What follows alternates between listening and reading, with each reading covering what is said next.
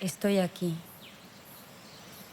Estoy sentado en el lugar correcto, en el momento correcto, en el tiempo corretto. Ciao bellezza, io sono Holly Moon e questo è Astro Dei, il femminile sotto la luce delle stelle, dove esploriamo gli archetipi delle dee greche femminili sotto i riflettori dei segni zodiacali. Giungiamo a Afrodite, qua vi propongo l'immagine di Claudia, bellissima, possiamo vederla in tutta la sua bellezza e prima di addentrarci a raccontare questa dea, archetipo della bellezza, dell'amore, come tutti noi la conosciamo, mi piacerebbe raccontarvi però un altro suo aspetto, quello appunto riconosciuto dalla Bolen come dea alchemica.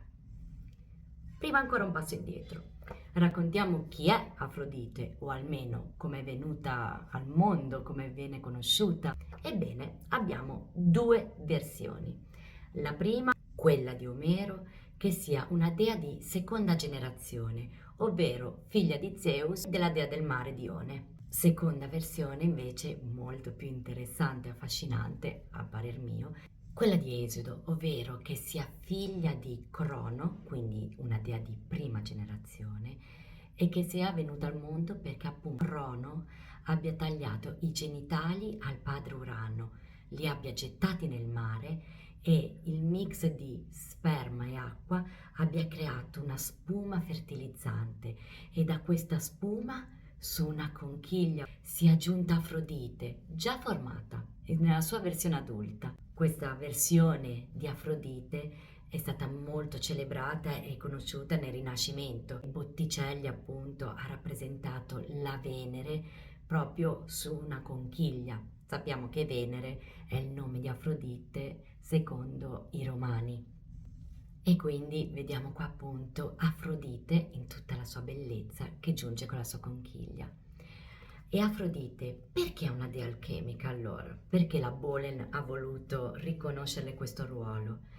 Innanzitutto Afrodite si potrebbe dire che ha una coscienza propria, quella di coscienza Afrodite, perché appunto lei non è né una dea vergine, Afrodite ha avuto diversi amanti, dei e mortali, si è sempre lasciata andare a quelle che fossero le passioni, quelle carnali, travolgenti, però allo stesso tempo ha la coscienza focalizzata, ovvero Afrodite è in grado di sentirsi centrata una in se stessa, portare avanti i suoi obiettivi, non ha bisogno di conferme esterne, lei sa quello che vuole e va a raggiungerlo proprio come una dea indipendente.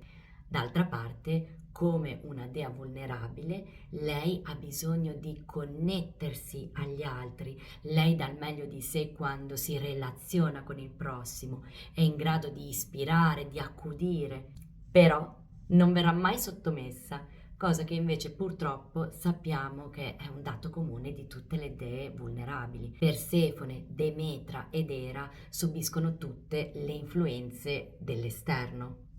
Ed appunto Afrodite quindi ci incoraggia a poter abbracciare entrambe le sfaccettature delle dee, sia quelle vulnerabili che quelle indipendenti. E quindi come sono questi rapporti della dea Afrodite? Perché per lei sono estremamente importanti, ma allo stesso tempo non ricerca dei rapporti a lungo termine.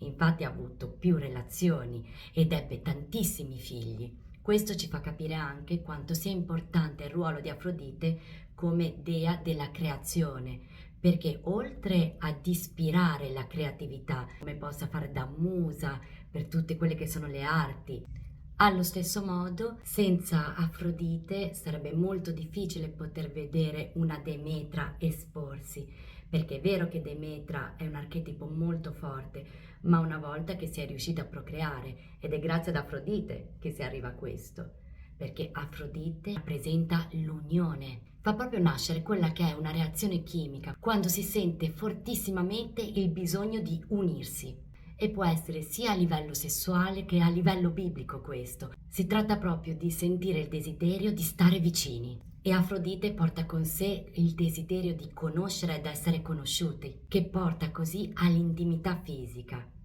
e può dar luogo ad una fecondazione e quindi ad una nuova vita.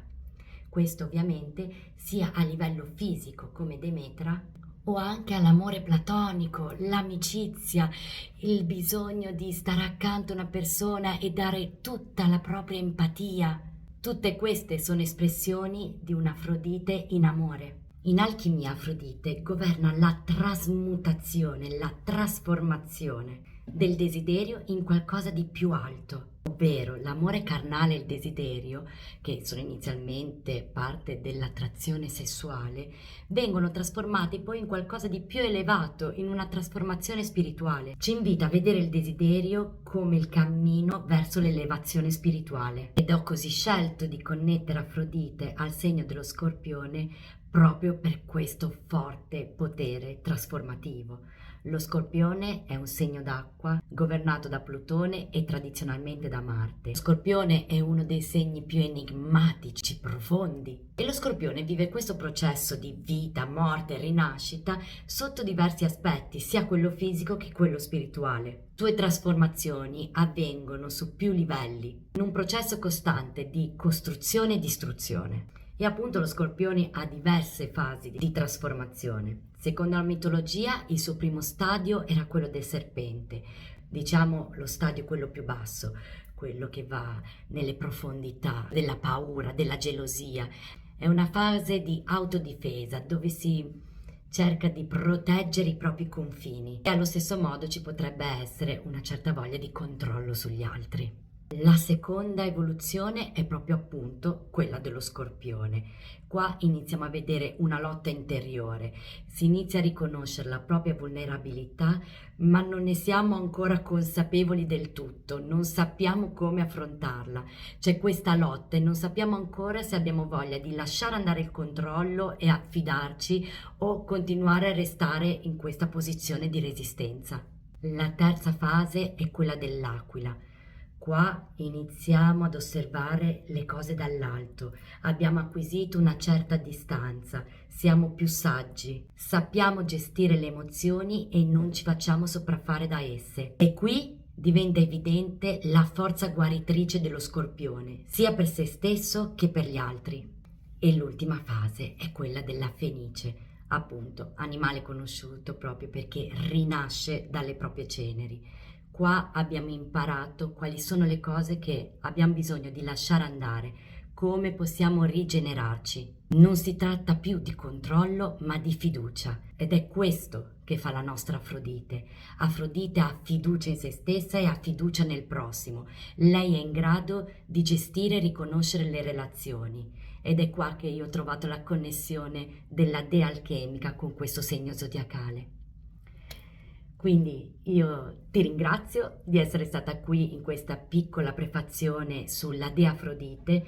Andava secondo me assolutamente dedicato un momento dove venisse spiegato esattamente cosa volesse dire il ruolo di Afrodite come dea alchemica, perché appunto non potessimo riconoscerla né come dea vergine né come dea vulnerabile, e quindi dal prossimo episodio possiamo iniziare a parlare di Afrodite, dea della bellezza, dell'amore e della creatività. Vedremo appunto tutte le sfaccettature di questa dea, le varie evoluzioni e i lati luce e ombra connessi al segno dello Scorpione. Io ti ringrazio di essere stata qui e ci vediamo presto. En el momento correcto, Un abbraccio. en el tiempo correcto. Deja que tu corazón se abra y repite este mantra. Estoy bien.